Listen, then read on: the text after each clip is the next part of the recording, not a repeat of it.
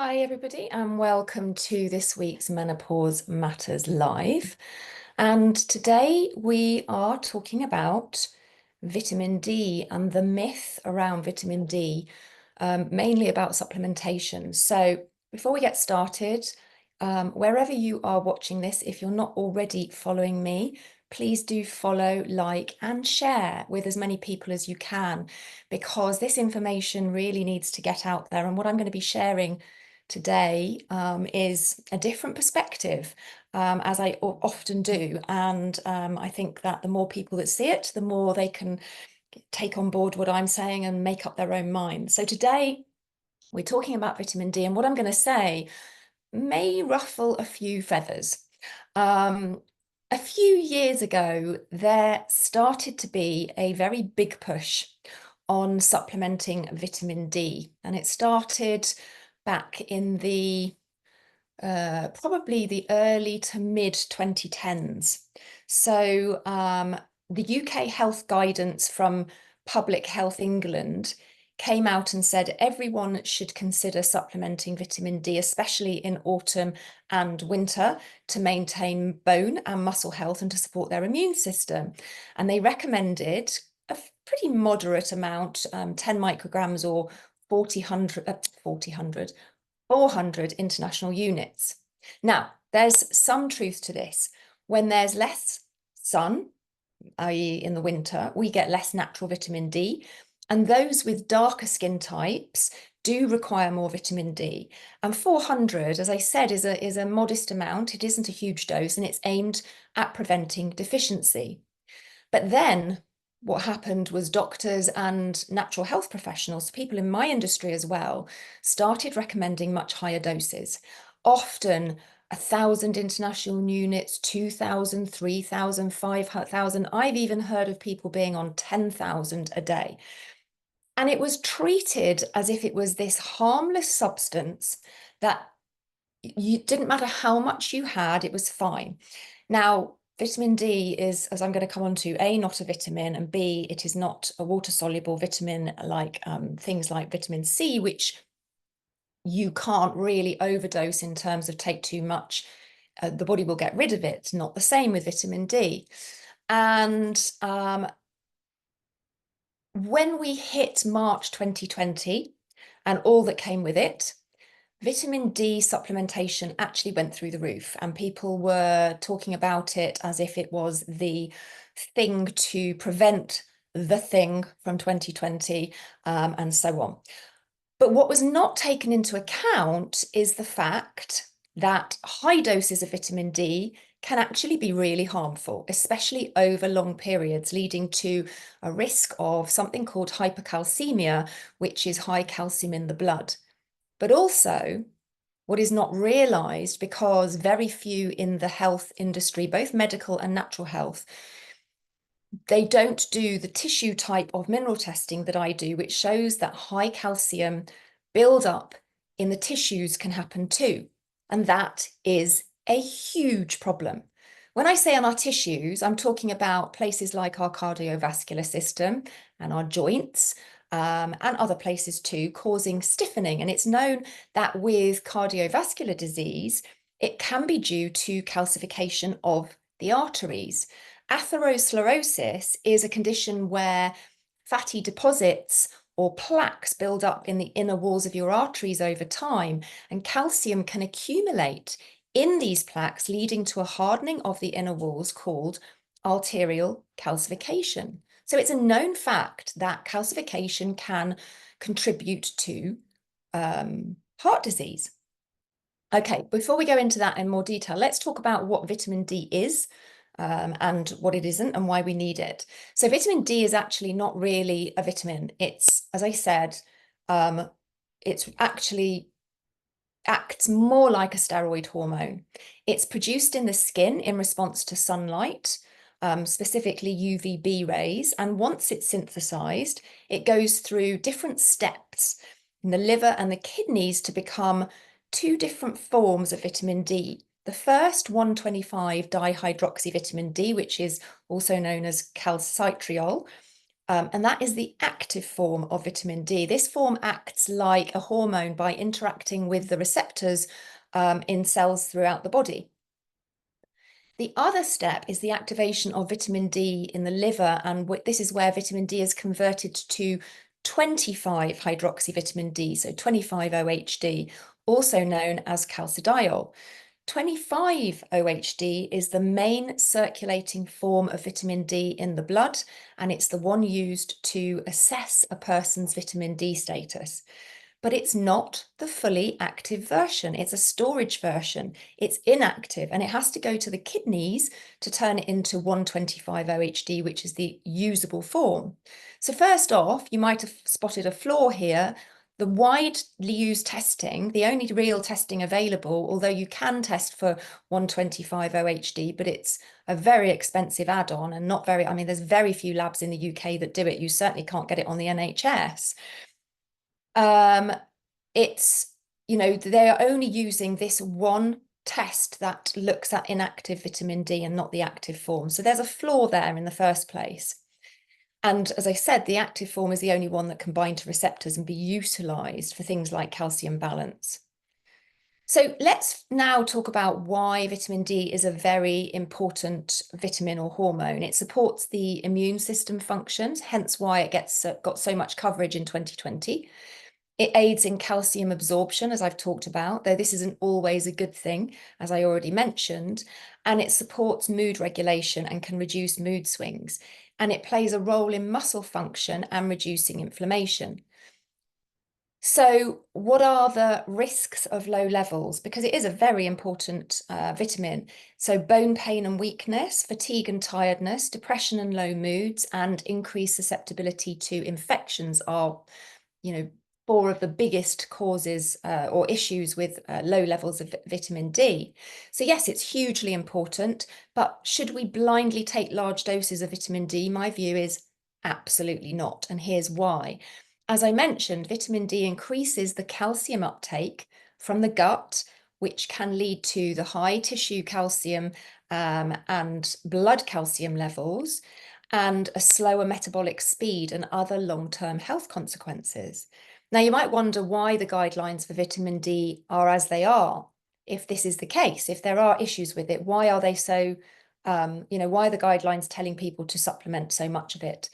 So here's some interesting facts. Vitamin D guidelines changed in early 2010s when several influential health organizations, including the Institute of Medicine in the US and the Endocrine Society, they adjusted the optimal blood levels of vitamin D. Prior to this, levels around 20 nanograms per milliliter were generally considered sufficient. However, these organizations raised the threshold to 30 and even 40 as it now stands. But in the UK, the GPs are working on levels of 50 or over, and they label anything below that as deficient in varying degrees. Now, some critics argue that this shift was influenced, at least in part, by commercial interests, particularly supplement manufacturers. The higher the deficiency threshold, if you think about it, the more people are going to be considered deficient, leading to an increase in demand for vitamin D supplements. There was never any solid scientific evidence produced that these new levels were actually required. Any studies were based on observational studies rather than randomized controlled trials, the gold standard of clinical research. But the new levels stuck, and now that's what they are, and everyone just accepts it as the gospel. Observational studies can show correlation, but they cannot prove causation. And that's where the problem lies. For example, low vitamin D levels have been associated with conditions like osteoporosis, depression, and immune dysfunction. But is it that the low D levels are causing it, or are the low D levels a marker of somebody's poor health? That has never been established. And add to this, the guidelines were based on data taken from populations who were at higher risk of deficiency, like the elderly and those living in the northern latitudes, without considering the variations in sun exposure, diet, and genetics. This led to a one-size-fits-all recommendation. And as we know, anything within medicine One size fits all does not work. In addition, there was a lot of a push to raise D levels coming from concerns, in inverted commas, about bone health, but studies have shown that megadoses of vitamin D do not significantly reduce fracture risk in most populations, and in some cases, they may even increase it. And let's not forget that today, the current vitamin D test on offer is for the 25-OHD, the inactive form, which only shows one aspect of the body's vitamin D status. It's not showing us the active usable form levels, and it does not account for how efficiently a person synthesizes vitamin D, which of course, through the skin with the sun is the absolute best way to get vitamin D. The National Academy of Medicine more recently noted that the higher thresholds for vitamin D were weak and recommended that the general population aims for levels around 20 nanograms per milliliter, not 30 or higher. But despite this, most GPs are still aiming for these very high levels. And as I said, in some it's 50 and above. Now, when I had my bloods done recently, I came in at I can't remember what it was, but it was well below 50, and I was told I was deficient, and I'm not. I know I'm not. If, like many of my clients, you've been to your GP for symptoms like low moods, depression, fatigue, and you've had your vitamin D tested, and then you've been put on supplemental vitamin D, my question is, did it resolve all your symptoms? In most cases, it doesn't. And if it doesn't, you have to ask yourself if blindly continuing to supplement it is doing you more harm than good.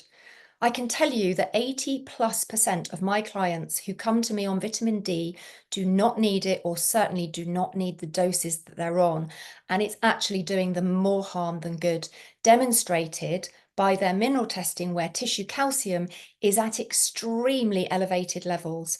This is a huge problem unless you run this test and work with someone who can interpret it and who understands it, because you won't be getting the truth about the situation for you.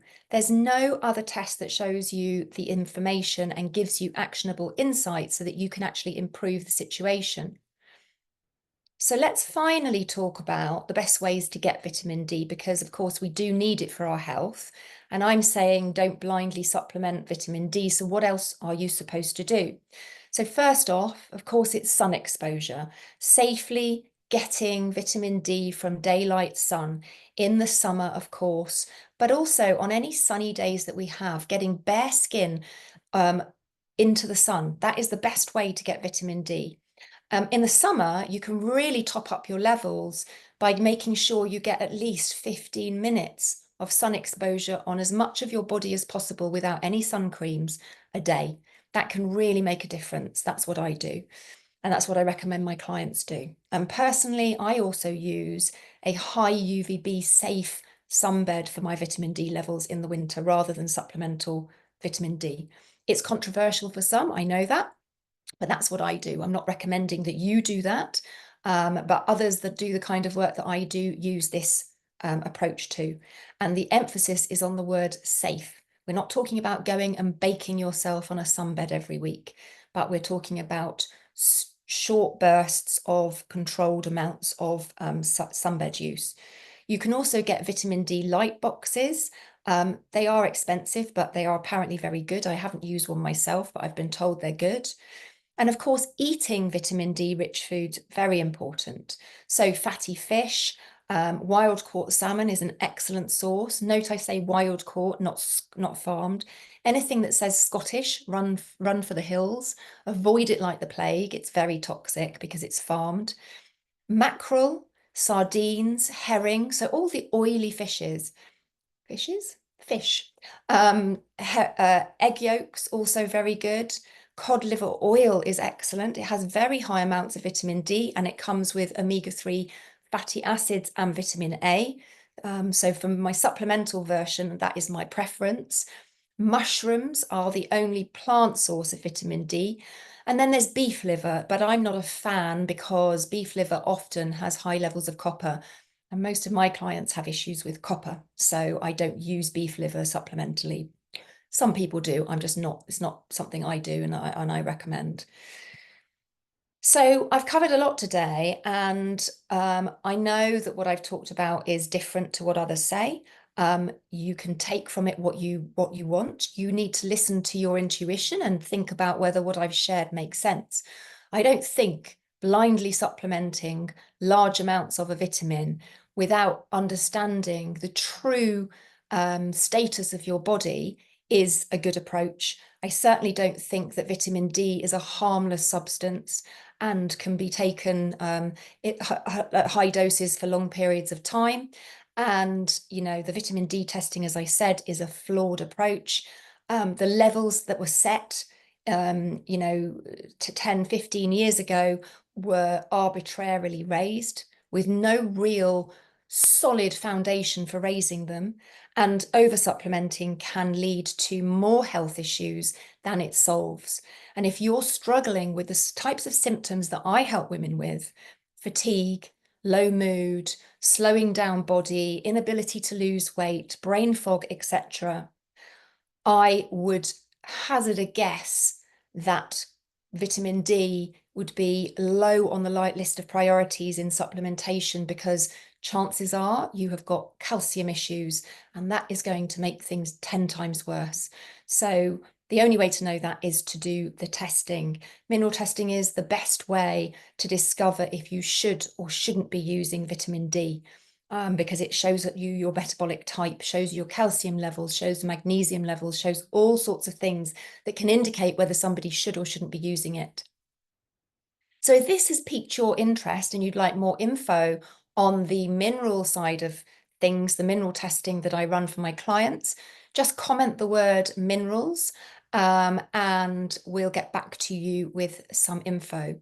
If you're watching on YouTube, it's probably better if you send an email to support@vvital.com. That's VEEVITAL.com, because then I can get back to you. I can't really answer things on, and there's no chat function on YouTube. But if it's on Instagram, if you comment on Instagram, I will be able to reply to you on messages and we can have a private conversation about it.